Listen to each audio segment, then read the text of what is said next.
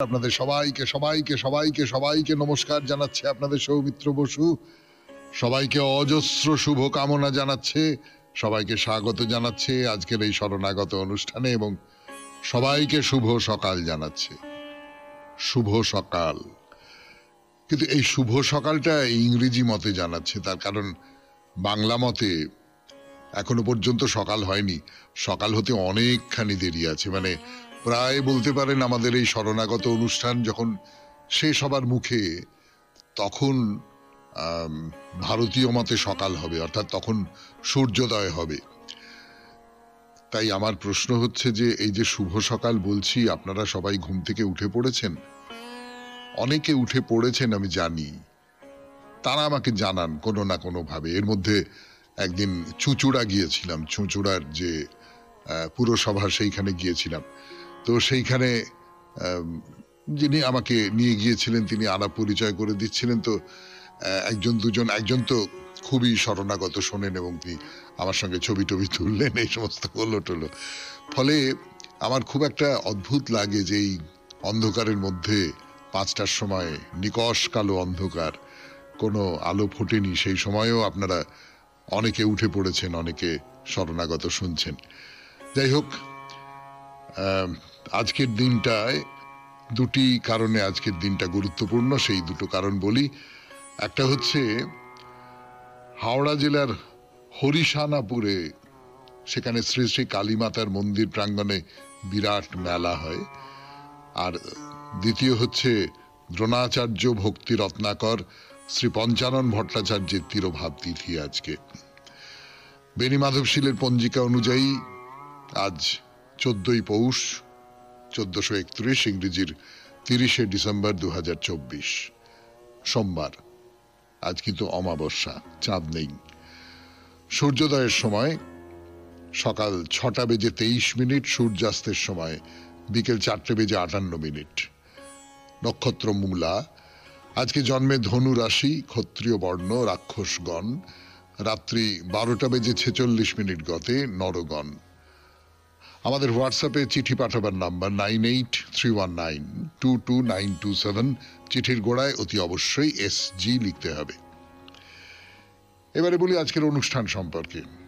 প্রথমে তো পুরাণ চিরন্তন। পুরাণ চিরন্তনে বেশ কিছুদিন ধরে বলছি এবং আমার নিজের ধারণা আরো কিছুদিন ধরে বলবো। এই যে আমাদের প্রাচীন শাস্ত্রে 64 কলার কথা আছে, এই 64টা কলা বা 64টা শিল্প কি কি?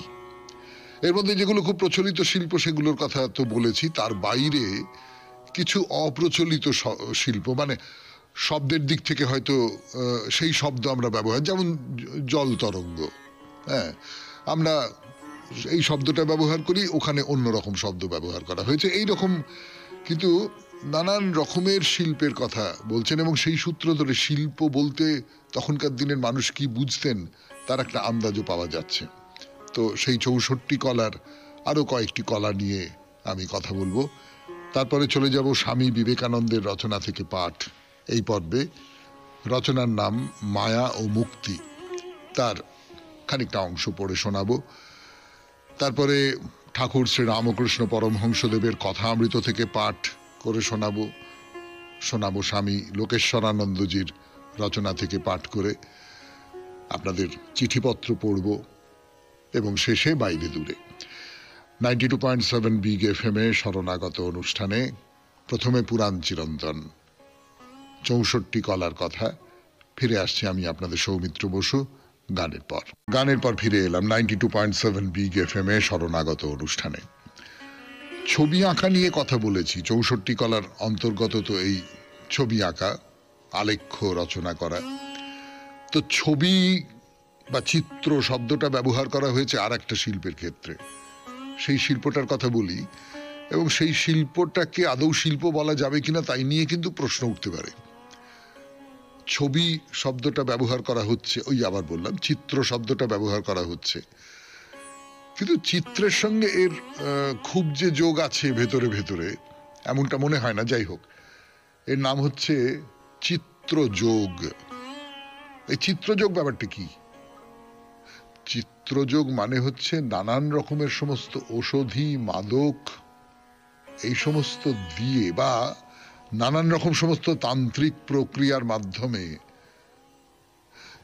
যে মানুষকে আমি পছন্দ করি না তাকে দুর্বল করে দেওয়া বা তাকে দেখতে খারাপ করে দেওয়া, কম বয়সে চুলে পাক ধরিয়ে দেওয়া হলো, বৃদ্ধ করে দেওয়া হলো, পাগল বানিয়ে দেওয়া হলো, এই রকম মানে যত রকমের সমস্ত খারাপ কাজ অন্যের ওপর প্রয়োগ করা, সেটা ওষুধপত্র দিয়ে হতে পারে এবং সেটা তন্ত্রমন্ত্র দিয়েও হতে পারে। এইটাকে বলা হচ্ছে চিত্রযোগ। এগুলো কি শিল্প বলবো নাকি? যদি এগুলোকে শিল্প বলি, যেটা অনুষ্ঠান পরিচিতিতে আপনাদের বলছিলাম যে এইগুলো যদি শিল্প হয়, তাহলে শিল্প কাকে বলে সেইটা নিয়ে তো আমাদের নতুন করে ভাবতে হবে। এখানে যেটা মনে হয় আর কি, এর উত্তর হিসেবে যে কথাটা বলতে হবে সেটা হচ্ছে যে এই যে ৬৪ কলা, এই ৬৪ কলাটা হচ্ছে প্রধানত যাকে বলে নাগরিক বৃত্তি, নাগরিক যে সমস্ত মানুষ তাদের যে কাজকর্মের অন্তর্গত। এবং এখানে প্রেম, ভালোবাসা, কামনা এই সমস্ত ছাড়াও যে কোনো রকম করে নিজের উচ্চাভিলাষ সিদ্ধ করাটাও এই নাগর্জনের প্রয়োজন হয়ে ওঠে। তো এই যে হিংসে, রাগ, এই এই যা কিছু অন্যের ক্ষতি করে সেগুলো কিন্তু মানুষের মনের অন্তর্গত। আর মানুষের এই যে মনের ভেতরটাকে প্রকাশ করাটাই হচ্ছে শিল্প। তাই এই মনের ভেতরের যে রাগ, মনের ভেতরের যে হিংসে, মনের ভেতরের যে ঘৃণা, সেইগুলোকে প্রকাশ করবার এইটা তো একটা উপায়। সেই হিসেবে একে শিল্প বলে মনে করা হয়েছে। এই যে চিত্রযোগ যাকে বলে, একে শিল্প বলে মনে করা হয়েছে। আমরা আজকের দিনে এই ২০২৪ শেষ হয়ে ২০২৫-এ পড়তে চলেছি, আমরা একে শিল্প বলবো কিনা সেই প্রশ্নটা আপনাদের সামনে রেখে এই চিত্রযোগের প্রসঙ্গ শেষ করি। সেই সঙ্গে শেষ করি এই পর্যায়টি। একটু গান শুনি 92.7 বিগ এফএম-এ শরণাগত অনুষ্ঠানে। কথা বলি, মানে আর একটা কলার কথা বলি। 92.7 বিগ এফএম-এ শরণাগত অনুষ্ঠান শুনছেন আপনারা। আমি আছি আপনাদের সঙ্গে, আপনাদের সৌমিত্র বসু। পুরাণ চিরন্তন। মালা গাঁথা, কত রকমের মালা গাঁথা যেতে পারে, এটা একটা শিল্প। তো এখন মালা গাঁথা ব্যাপারটা উঠে গেছে। একটা সময় আমাদের মানে আমি বলছি আধুনিকতর কালে, মানে 19 শতক 20 শতকে মালা গাঁথা, আমি সারা সকালটি বসে বসে সাধের মালাটি গেঁথেছি, সারাদিন ধরে বসে বসে মালা গাঁথছে, এরকম সব দেখেছি। ঠাকুরের জন্য মালা গাঁথা আমরা এরকম দেখেছি। মানে আমরা তো একটু পুরনো লোকই হয়ে গেছি এখন। পুরনো কালে আমাদের ঠাকুমা দিদিমারা মালা গাঁথছেন। আমার এক দাদুর কথা বলেছিলাম আপনাদের, সেই দিদা মালা গাঁথছেন গোপালকে দেবেন বলে, এই কদিন আগেই সেসব কথা হচ্ছিল। তো এই মালা গাঁথার ব্যাপারটা ছিল, এখন উঠে গেছে। এখন প্রচুর ফুলের দোকান রাস্তায় ঘাটে, সেখান থেকে মালা কিনে এনে দিয়ে দেওয়া হয়। মালা গাঁথার ব্যাপারটা চলে গেছে। কিন্তু নানান রকম ফুল দিয়ে নানান রকমের মালা গাঁথা, এই মালা গাঁথার ব্যাপারটা দেবতাদের পুজোর জন্য তো নিশ্চয়ই প্রয়োজন, তেমনি আবার নিজের সাজবার জন্য দরকার। দোকান থেকে কিনে আনার চেয়ে আমি নিজের মতন করে মালা গাঁথলাম নিজেকে সাজানোর জন্য, অন্যকে সাজাবার জন্য আমি মালা গাঁথলাম। তো এই মালা গাঁথা, সে নানান ধরনের মালা গাঁথা, এইটা একটা শিল্প ছিল। তো এর নাম হচ্ছে মাল্যগ্রথন বিকল্প। আর একটা কলা বা শিল্পের কথা বলি আপনাদের, শেখরা পীড় যোজনা। এই প্রায় ওই মালা গাঁথার মতনই বলা যেতে পারে, কিন্তু শেখরা পীড় যোজনা মানে হচ্ছে মাথার ওপরে ফুলের মালা পরা। মানে ওই মেয়েরা খোঁপায় ফুল দেয়, তো খোঁপায় ফুলের মালা জড়িয়ে নেয়।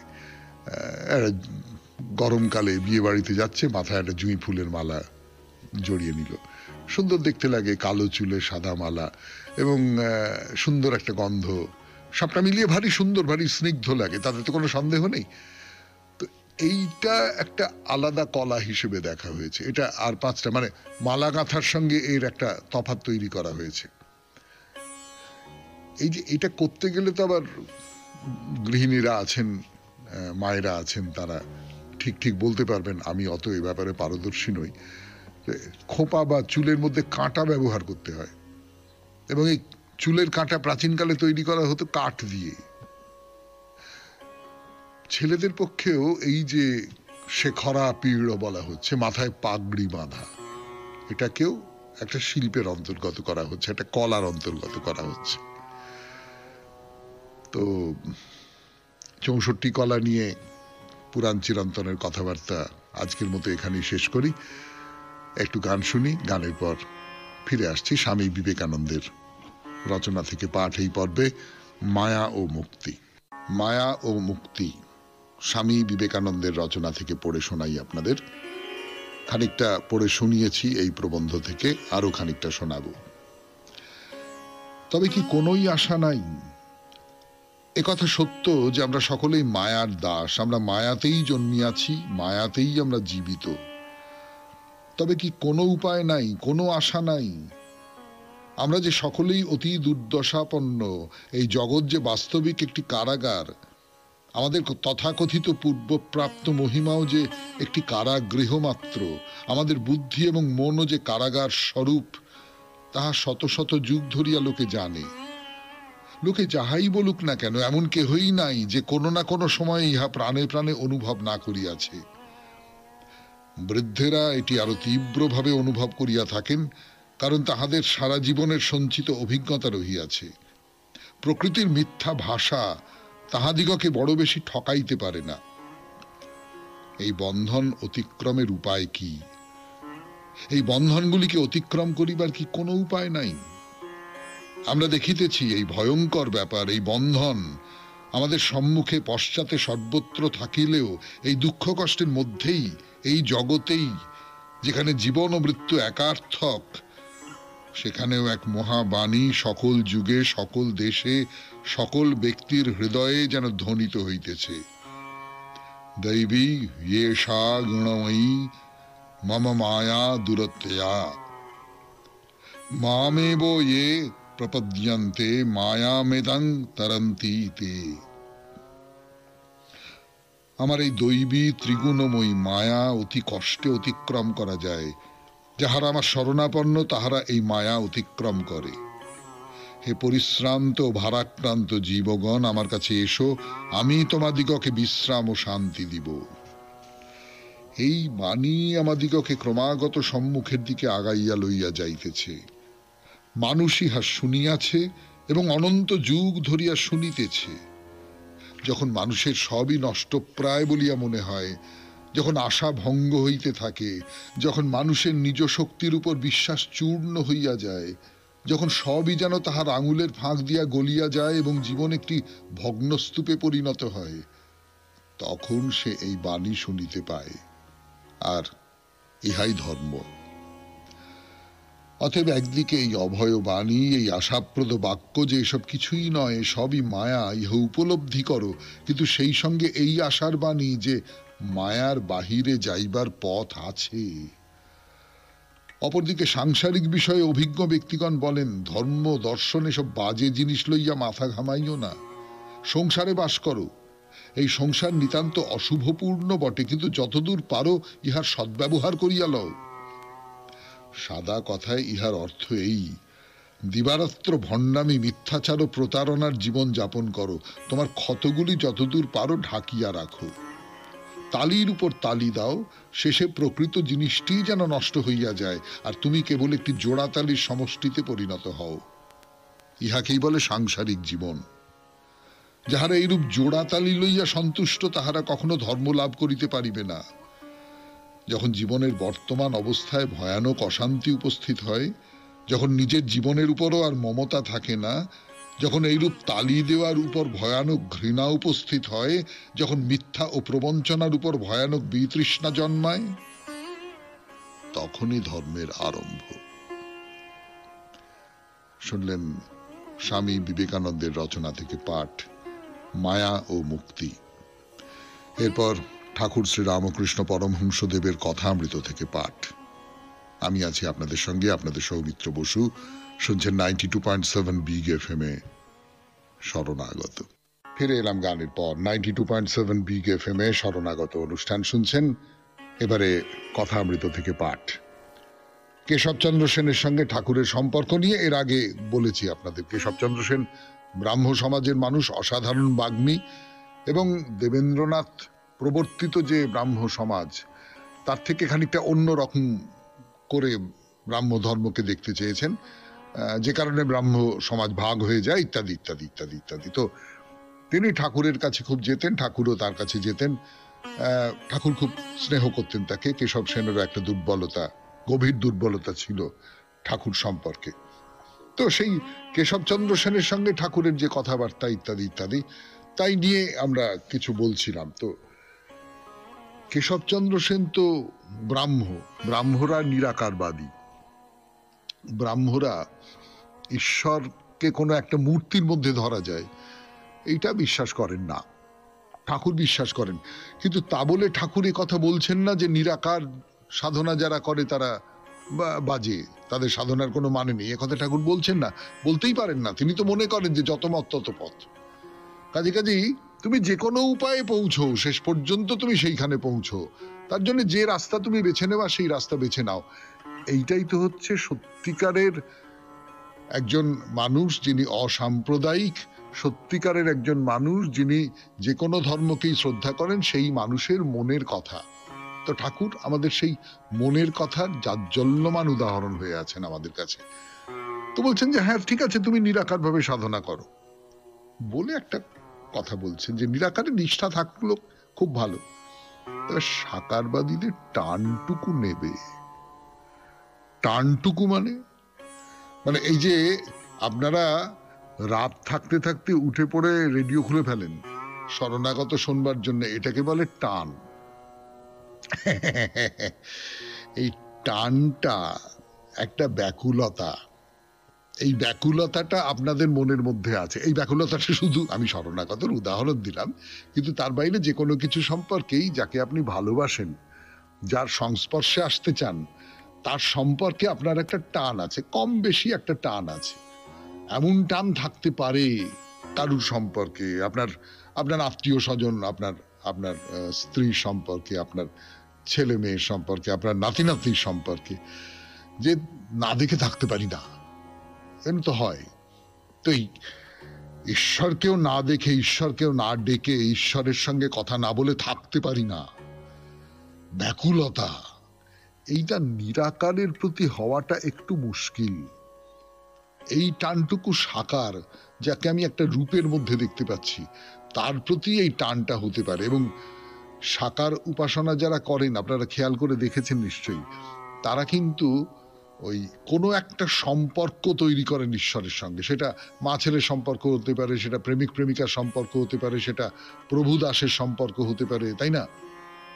তো ঠাকুর বলছেন এই সাকারের টানটুকু রেখো। শুনছেন ঠাকুর শ্রী রামকৃষ্ণ পরমহংসদেবের কথামৃত 92.7 বিগ এফএম এ শরণাগত অনুষ্ঠানে। ফিরে আসছি গানের পর।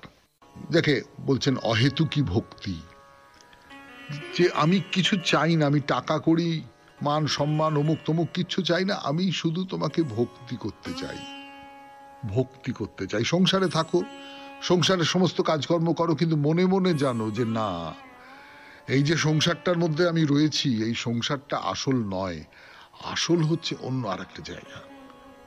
আমার ভগবান, আমার ভক্তি, আমার সেই পাদপদ্ম, সেইটাই হচ্ছে আসল জায়গা। এখানে আমি আছি, তার ইচ্ছেতেই আছি।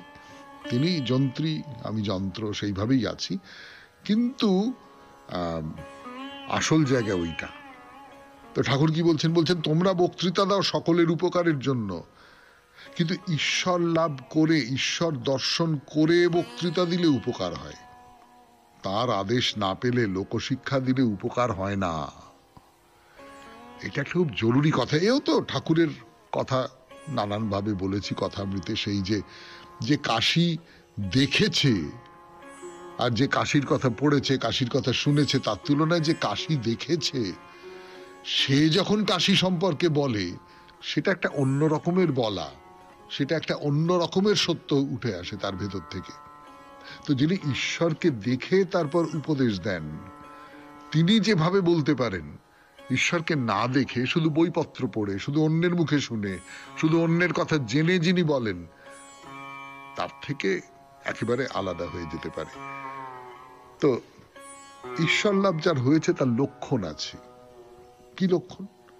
বালকবৎ, উন্মাদবৎ, পিশাচবৎ হয়ে যায় সে সুখদেবাদি। চৈতন্যদেব কখনো বালকবৎ, কখনো উন্মাদের ন্যায় নৃত্য করতেন, হাসে কাঁদে নাচে গায়ে। পুরীধামে যখন ছিলেন তখন অনেক সময় জড় সমাধিতে থাকতেন। এসবগুলো তো আমরা সকলে খুব ভালো করে জানি। তো এই যে হয়ে যাওয়া, বালকের মতন, উন্মাদের মতন, পিশাচের মতন হয়ে যাওয়া, বামা খ্যাপার কথা শুনেছি আমরা, পিশাচের মতো হয়ে যাওয়া, মরা মানুষকে খাচ্ছেন, এরকম সব। তো এই যে এগুলো, সমাজের কতগুলো বিধি নিষেধ আছে। এই বিধি নিষেধটা সামাজিক মানুষের জন্যে। আপনি যদি ঈশ্বরের স্পর্শ লাভ করেন, আপনি যদি ঈশ্বরকে পেয়ে যান, তাহলে এই সমাজ আর আপনাকে ধরে রাখতে পারবে না। সমাজের যে নিয়ম কানুন, সেই নিয়ম কানুনগুলো আর আপনাকে ধরে রাখতে পারবে না। তখন আপনি নানান রকম হয়ে যেতে পারেন, সমাজের নিয়ম কানুনের বাইরে বেরিয়ে যেতে পারেন। তখন আপনি খ্যাপা হয়ে যেতে পারেন, বালকের মতো খ্যাপা, উন্মাদের মতন খ্যাপা, জড়ের মতন খ্যাপা। শুনলেন ঠাকুর শ্রী রামকৃষ্ণ পরমহংসদেবের কথামৃত থেকে পাঠ। গানের পর ফিরে আসছি স্বামী লোকেশ্বরানন্দের রচনা থেকে পাঠ। পবিত্রতা। স্বামী লোকেশ্বরানন্দের রচনা থেকে পাঠ। বাস্তব জীবনে আধ্যাত্মিকতা নামে তার এই গ্রন্থটি থেকে পবিত্রতা নামক রচনাটি পড়ে শোনাচ্ছি। সব ধর্মই পবিত্রতার উপর জোর দেয়, কিন্তু পবিত্রতা বলতে ঠিক কি বোঝায়? পবিত্রতা কি দৈহিক শুচিতা এবং পরিচ্ছন্নতা? কথায় বলে দিব্যতার পরেই পরিচ্ছন্নতার স্থান, কিন্তু সে কোন ধরনের পরিচ্ছন্নতা যাকে দিব্যতার পরেই আসন দেওয়া হয়েছে? শারীরিক পরিচ্ছন্নতা পবিত্রতা লাভের সহায়ক হতে পারে, কিন্তু পবিত্রতা আরো উঁচু দরের বস্তু। কারণ একজন মানুষ শারীরিক দিক থেকে পরিচ্ছন্ন হতে পারে, কিন্তু সে হয়তো অসৎ চরিত্র। অন্যদিকে একজনের হয়তো দেহ অপরিষ্কার, কিন্তু তিনি এত সৎ ও মহান চরিত্রের মানুষ যে লোকে তাকে ভগবান জ্ঞানে পুজো করে। সেন্ট ফ্রান্সিস অব এসিসি যে খুব একটা ধোপদুরস্ত মানুষ ছিলেন, খ্রিস্টান সাহিত্যে তার উল্লেখ নেই। সম্ভবত তিনি তা ছিলেন না। অন্যান্য সাধু সন্তদের সম্পর্কে ওই এক কথা। কাশীর ত্রৈলঙ্গ স্বামীর কথাই ধরা যাক। ধুলো ময়লার মধ্যে প্রায়শই তিনি নগ্ন হয়ে পড়ে থাকতেন। হয়তো মানুষের ভিড় এড়াবার জন্যই তিনি ওই রকম করতেন। উদ্দেশ্য যাই হোক না কেন, তিনি যেখানে যেতেন লোকে তার পিছু পিছু যেত। অনেক অলৌকিক ব্যাপার ঘটালেও তার চরিত্রই তাদের আকর্ষণ করত। জগতের প্রতি তিনি একেবারেই উদাসীন ছিলেন। কেউ হয়তো তাকে সোনাদানা দিয়ে গেল, তিনি ভ্রুক্ষেপও করলেন না। আবার পর মুহূর্তেই কেউ হয়তো তা উঠিয়ে নিয়ে চলে গেল, সেক্ষেত্রেও তিনি সমান নির্বিকার। শ্রীরামকৃষ্ণ একসময় ওইভাবে থাকতেন। কুকুরের সঙ্গে খাওয়া, মাসের পর মাস স্নান নেই, গায়ে পুরু ময়লা, তবুও কিন্তু তিনি দেবোপম সন্তের সম্মান পেয়েছেন। আমাদের সময় গান্ধীজি হাঁটুর উপর ধুতি পরে থাকতেন, সুযোগ পেলেই ম্যাথরদের মধ্যে দিনাতিপাত করতেন। তার রাজনৈতিক দূরদর্শিতা নিয়ে কেউ প্রশ্ন করলেও করতে পারেন, কিন্তু তার মহত্ব প্রশ্নাতীত। শারীরিক পরিচ্ছন্নতাই যদি পবিত্রতা হয়ে থাকে, তাহলে কি করে তিনি অপরিচ্ছন্ন পরিবেশে দিন কাটিয়েছিলেন? পবিত্রতা তাহলে কি? পবিত্রতা বলতে এমন একটা অবস্থা বোঝায় যখন আপনি ঈশ্বরের খুব কাছাকাছি রয়েছেন, শুদ্ধ সত্তার সঙ্গে যুক্ত বলেই আপনি পবিত্র। কিন্তু পবিত্র অর্থাৎ ঈশ্বরের ঘনিষ্ঠ সান্নিধ্যে রয়েছেন এমন ব্যক্তিকে চেনার কোন উপায় আছে কি? কোন লক্ষণ দেখে তা বোঝা যাবে? প্রথম এবং প্রধান লক্ষণ হলো তার কোনো আমিত্ব থাকবে না। তার আমিত্ব ঈশ্বরের মধ্যে সম্পূর্ণভাবে লয় পেয়ে গেছে। তিনি ঈশ্বরের চিন্তা করেন, কথা বললে ঈশ্বরের কথাই বলেন। এক কথায় তিনি ঈশ্বরে দৃঢ়ভাবে প্রতিষ্ঠিত। ঈশ্বর বই তিনি আর কিছু জানেন না। নিজের সম্পর্কে কিছু বলতে হলে তিনি বলেন তিনি ঈশ্বরের দাস অথবা ঈশ্বরের সন্তান। তিনি অনেক কিছু জানলেও এমন ভাব দেখান যেন তিনি কিছুই জানেন না। তিনি বিনীত, শান্ত এবং কাজে কর্মে সদা সতর্ক। যখন যে কাজটি করেন তাতেই মন প্রাণ ঢেলে দেন, কারণ তিনি জানেন তিনি ঈশ্বরের কাজ করছেন। কোনো কাজই তার কাছে ছোট নয়, সব কাজই তার কাছে পূজা। সব পরিস্থিতিতেই তিনি প্রফুল্ল। কোনো সমস্যা এলেও তিনি অবিচলিত থাকেন, কারণ তিনি জানেন সমস্যার মধ্য দিয়েই ঈশ্বর তার ভক্তি ও বিশ্বাসের পরীক্ষা নিচ্ছেন। তিনি ঈশ্বরের কাছে কেবল শক্তি ও জ্ঞান প্রার্থনা করেন যাতে সমস্যার সমাধান সম্ভব হয়। সমস্যার সমাধান করতে পারলে তিনি ভাবেন ঈশ্বরের কৃপাতেই তা সম্ভব হয়েছে, আর যদি ব্যর্থ হন তাহলে মনে করেন এটি ঈশ্বরের অভিপ্রায়। ঈশ্বর তাকে আরো নম্র হওয়ার ও আত্মপর্যালোচনার সুযোগ দিয়েছেন। কর্মের উপায় ও উদ্দেশ্য দুটিই তার কাছে সমান গুরুত্বপূর্ণ। সাফল্য এলে তিনি যেমন উল্লসিত হন না, তেমন ব্যর্থতা এলেও তিনি ভেঙে পড়েন না। সব অবস্থাতেই তিনি ধীর, স্থির ও সংযত। তিনি সকলের কল্যাণ চিন্তা করেন, যারা তার প্রতি মিত্র ভাবাপন্ন নন তাদেরও। সকলকে শ্রদ্ধা ও বিনয়ের সঙ্গে তিনি সাহায্য করেন এবং এমনভাবে তা করেন যে দেখলে মনে হবে সাহায্য করতে পেরে তিনি নিজেই কৃতার্থ। কেবল এই রকম মানুষকেই পবিত্র বলা যায়। পবিত্রতার প্রকৃত অর্থ চারিত্রিক পবিত্রতা, দৈহিক সুচিতা নয়। সত্য, শিব ও সুন্দরী পবিত্র। তাই কেবল ঈশ্বর অথবা ঈশ্বরকল্প মানুষই যথার্থ পবিত্র। শুনলেন স্বামী লোকেশ্বরানন্দের রচনা থেকে পাঠ। রচনার নাম পবিত্রতা। পত্র দেবাশিস কুমার ঘোষ, রামরাজাতলা, হাওড়া থেকে চিঠি লিখেছেন।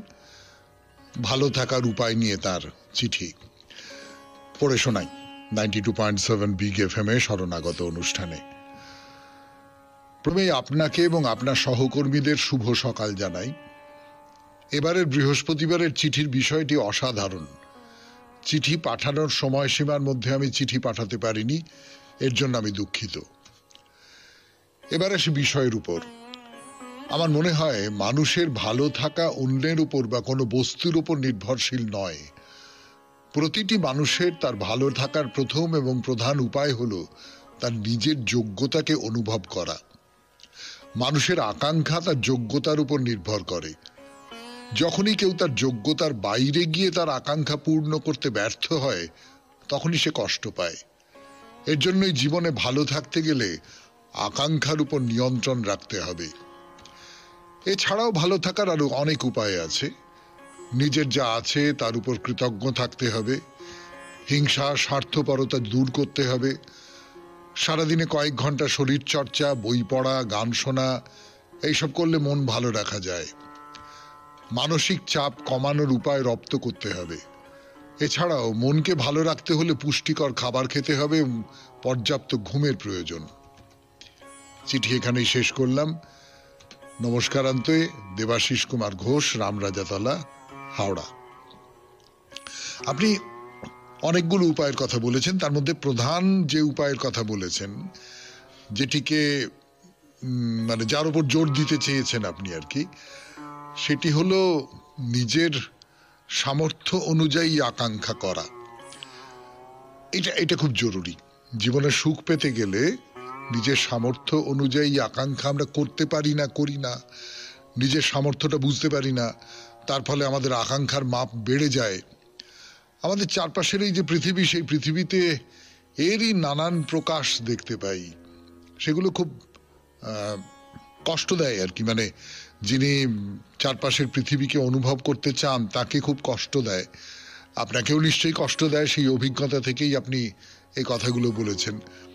এ কথা বলা সহজ, কিন্তু সত্যি সত্যি আকাঙ্ক্ষাকে কিভাবে নিয়ন্ত্রণ করা যায়, সংযত করা যায়, সেই উপায়টা আমরা অনেকেই খুঁজে বার করতে পারি না।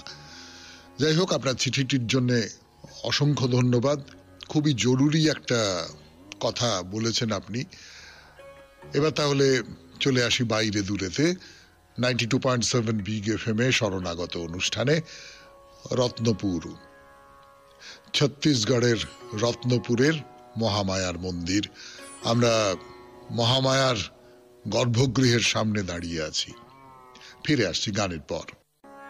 ফিরে এলাম গানের পর 92.7 বিগ এফএম এ শরণাগত অনুষ্ঠানে। এখন সময় বাইরে দূরের। আমরা ছত্তিশগড়ের মহামায়ার মন্দিরে গর্ভগৃহের সামনে একেবারে দাঁড়িয়ে রয়েছি। গর্ভগৃহের যে দরজাটা, অনেক মন্দিরেই এরকম থাকে, সব মন্দিরে থাকে না, কিন্তু অনেক মন্দিরেই থাকে খুব নিচু একটা দরজা। মানে এই মন্দিরের ক্ষেত্রে যেটা, সেটা হচ্ছে মাথা নিচু করেও এই গর্ভগৃহের মধ্যে ঢোকা খুব মুশকিল। প্রায় বলতে পারি যে আপনি যদি প্রমাণ সাইজের মানুষ হন, আমরা সকলেই যেরকম, তাহলে হামাগুড়ি দিয়ে ভেতরে ঢুকতে হবে। তো এই রকমের একটি গর্ভগৃহ, অর্থাৎ একেবারে বিনত হয়ে, একেবারে প্রায় সাষ্টাঙ্গ হয়ে দেবীর দর্শন করতে হবে, সেই রকম করেই গর্ভগৃহটি তৈরি করা হয়েছে। তো ভেতরে দেবীকে দেখতে পাওয়া যাচ্ছে না। এই যে মহামায়া বলছি, আমাদের পরিচিত মা কালীর সঙ্গে এই দেবীর কোনো মিল আছে বলে মনে হয় না। দেবীর মুখ সোনা রঙের, যোগাসনে বসে আছেন দেবী।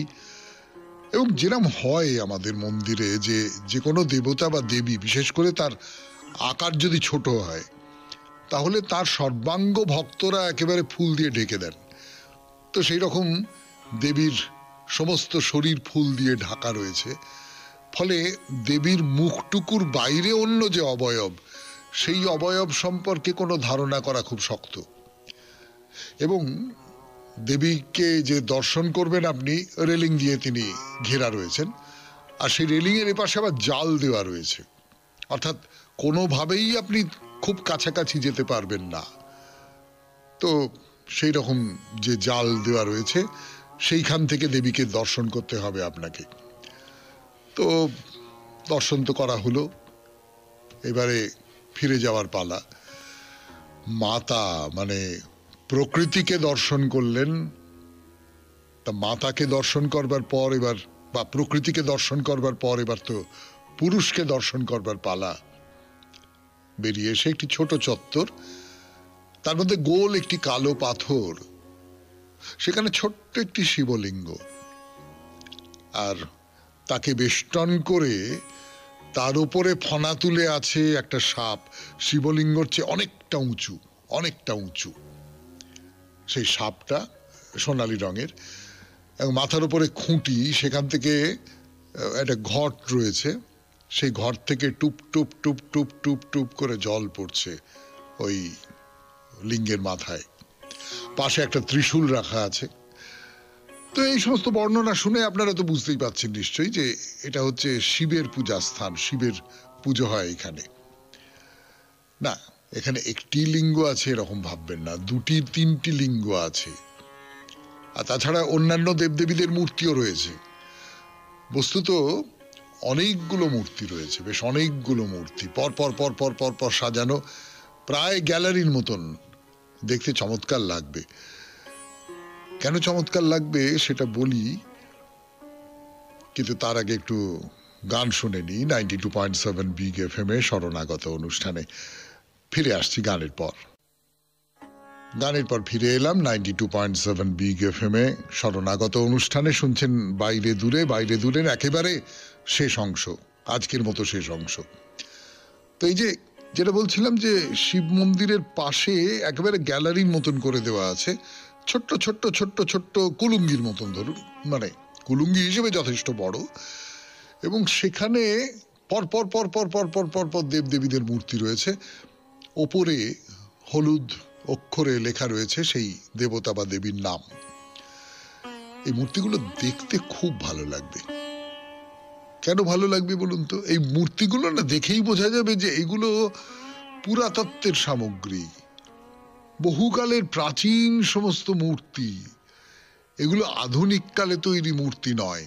আর প্রাচীন সম্পর্কে আমাদের ভেতরে তো একটা সম্ভ্রম বলুন, একটা কৌতূহল বলুন, এরকম একটা ব্যাপার তো থাকেই, যে বেশ প্রাচীন, মানে পাথর কেটে কেটে কেটে কেটে তৈরি করা হয়েছে, তার মধ্যে কিছু ভেঙে গেছে, কিছু আবছা হয়ে গেছে, পাথর মসৃণ হয়ে গেছে, তার ফলে যে মূর্তির যে উঁচু নিচু নানান রকম কিছু, সেইগুলো খুব প্রকাশ পায় না।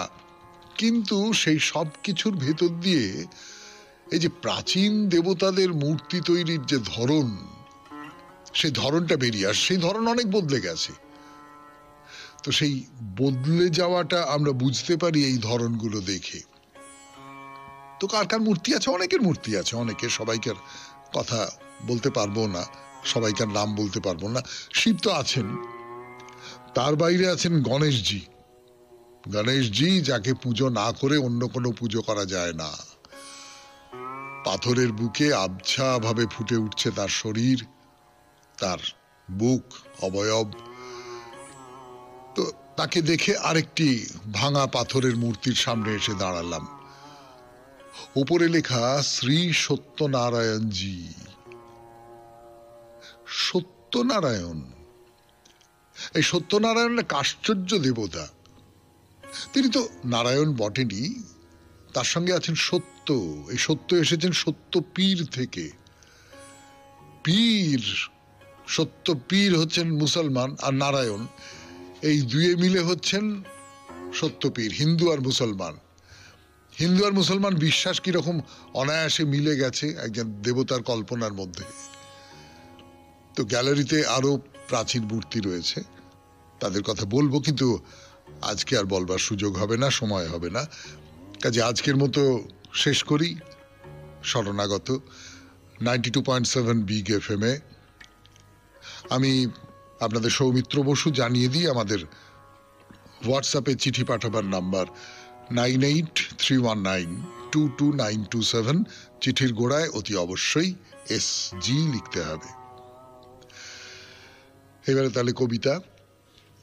শীত পড়ে গেল, তা শীতের কবিতাই হোক, রবীন্দ্রনাথের লেখা শীতের কবিতা। শীতের বনে কোন সে কঠিন আসবে বলে, শিউলিগুলি ভয়ে মলিন বনের কোলে। আমলকি ডাল সাজলো কাঙাল, খসিয়ে দিল পল্লব জাল। কাশের হাসি হাওয়ায় ভাসি যায় যে চলে। সইবে না সে পাতায় ঘাসে চঞ্চলতা, তাই তো আপন রং ঘুচালো ঝুমকো লতা। উত্তর বায় জানায় শাসন, পাতল তপের শুষ্ক আসন। সাজ খসাবার এই লীলা কার অট্টরোলে। সবাই খুব ভালো থাকবেন, আনন্দে থাকবেন। নমস্কার। আপনাদের সবাইকে সবাইকে সবাইকে সবাইকে নমস্কার জানাই।